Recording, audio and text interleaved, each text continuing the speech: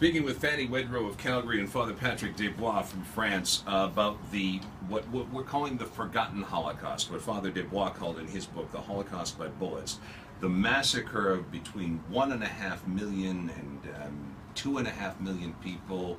1.5 million of them were Jews. There were gypsies as well, the disabled, as the Nazis invaded the Soviet Union from 1941 until they were driven back out by the Russians in 1944.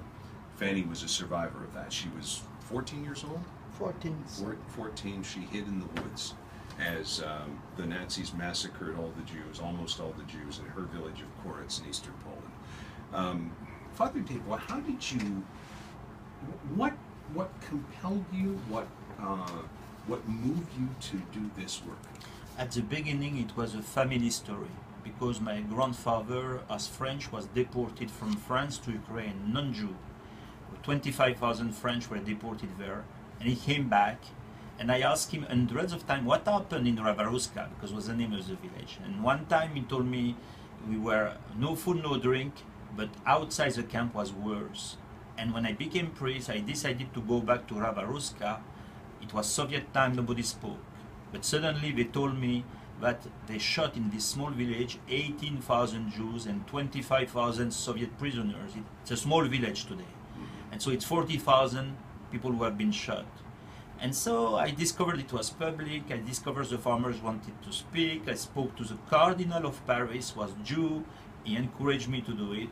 I went to New York and we built this organization with finding today all the mass graves of the Jews and to bring evidences of the crime, because in fact nobody knows, because it was done in Soviet Union. How much remains to be found? It stays 1 million minimum to find, and we have only 4 or 5 years because the survivors are not young. They were teenagers. You must imagine one girl, by example, she was Ukrainian, she was asked to be barefoot and walk on the course between every shooting, and because to make space in the mass grave. And suddenly she saw all her classmates arriving, Jew, and she told me they shot them and I had to walk on them like the others. And she told me it's the first time I say that. She never says that to anybody. And she told me I dreamt all my life to find somebody to say it. It's what we came to Calgary to show it. It will be both an exhibit that we will inaugurate. It's a very new exhibit, not awful, but also a conference tomorrow at Beth Tzedek, because this model is the model today. When you are a mass killer today in Darfur, in Rwanda, in Syria, nobody built a new Auschwitz. Because they're afraid of journalists, they're afraid of Sputnik, they're afraid of TV, all by shooting and bombing. So you slaughter your enemies, your target. Yeah, exactly. Right. So it's not only an historical fact, it's also going on, I would say, today. It's why we come to teach the new generation to say, if one day you are a journalist or military or visitor in a country, you have to react.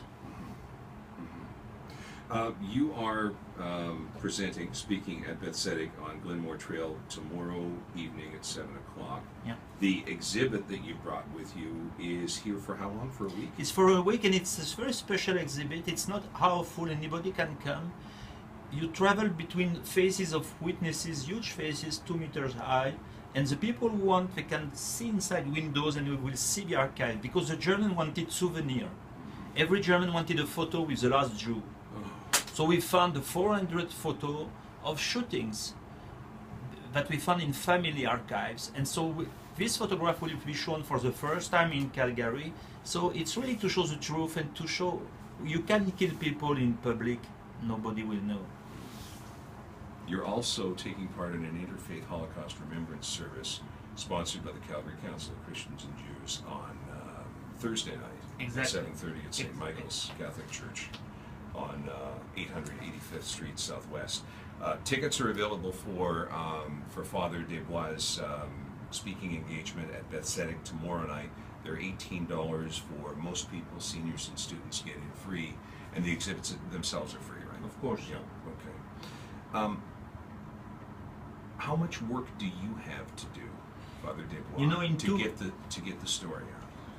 We are 25 full time. In 10 days I will be myself in Russia, in the south of St. Petersburg, And we have already made the map of the mass grave according to the archives, because we have Soviet archive, German archive. We make a pre-map, and after we go on the ground, we knock at every door. You say, "Well, you here during the war?" And if the person says yes, say, "Oh, but you were here the day of the killing of the Jews?" And if she says yes, would you accept to speak in front of a camera?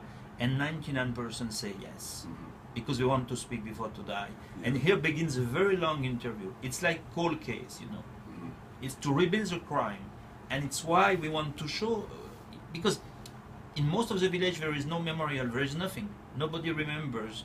I was in a village where they killed 35,000 people, and there is only a small stone. So if we don't do something, if we cannot build Europe on mass graves of Jews, because if we do that in Europe, what can we say to the new world where there are still shootings today? Yeah. How does this resonate with you, Fanny, all of this? I know this is very important to you. I know you met Father Desbois in Detroit a couple of years ago, I believe, right? And arranged to bring him here to Calgary. When I read the book, I said, this is a man that was in my town and he knows, because I've been talking for 30 years in the symposium, and somehow it didn't penetrate. Not at all. Well, how do people receive the message? Did they just not believe you? No, they did, but the question is, do you have a number? Do you... if you had a tattoo on your arm, it would be more real. Yes, when I said I was in the ghetto, Warsaw ghetto, I mean, they just couldn't. Everything they related to the concentration camps. They did believe me, but somehow it was related to concentration camps. So when I read the book, I said, this is one man that knows and has been there, because I saw the names of the towns and so on. I have to meet the man. And I found Father Desbois that is in Detroit. And I don't know if he liked it or not. I made the trip and I went to visit Father Desbois. You're talking into coming. Yeah, I can hardly believe. And you know, it was my birthday last year, and a group of friends are together. We do have the Wedro Holocaust Foundation, my husband Lee and Fanny, but this is the money which we cannot use because it's on the foundation, the interest of the money. So it was so nice when a group of friends got together and they knew how much it meant to me, because that's all I said. I gave the books and Father Desbois, and I've been talking. So they opened the Fanny Education Foundation for me, a Holocaust Foundation education, and that's what they did. They brought Father Desbois, and when I saw Father Desbois today, I couldn't believe.